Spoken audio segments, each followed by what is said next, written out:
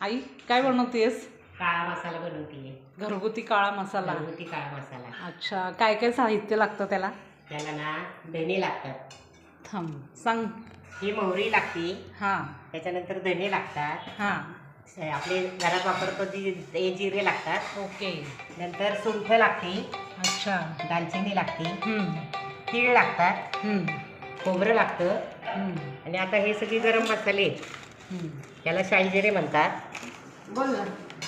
त्याच्यानंतर ह्याला बादल फूल म्हणतात. हम्म, हे मसाला विलायची आहे. हम्म, ही जायपत्री म्हणजे जायफळाचं फुल आहे.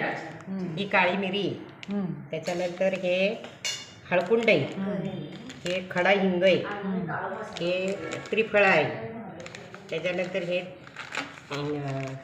मायपत्र. मायपत्री आहे. हम्म, आणि हे तमालपत्र आणि दगडफूल. त्याच्यानंतर हे नाकेश्वर आहे. हम्म, आणि त्याच्यानंतर ही खसखस आहे. हम्म. लवंग आहे. आणि हे शाही जिरे. ओके. येस, एवढे पदार्थ लागतात. आणि मीठ लागतं. खडे मीठ. हां, तर काही वस्तू कोरड्या भाजायच्या असतात. अच्छा. आणि काही वस्तू तेल घालून तळून घ्यायच्या असतात. तर त्यातलं आता आपण मोहरी भाजली. हम्म. आता जिरे भाजले. अच्छा. आता ते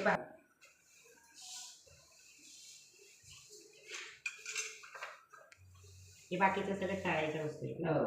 मग कोरडे वस्तू भाजून घ्यायच्या. खसखस शेवट भाजायची का? नाही तर आत्ताच भाजून टाकू बाई.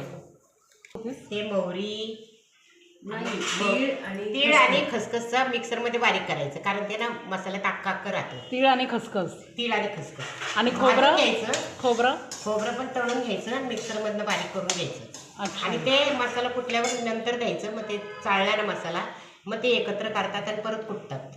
अच्छा. कारण ते थांबावं लागतं का तिथं? नाही, दोन आले तरी चालेल. ते लगेच चांगलं तर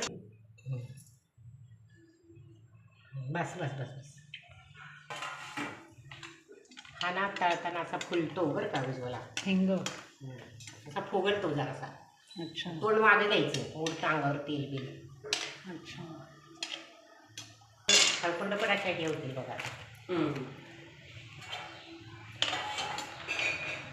थोडा काही बारीक करा.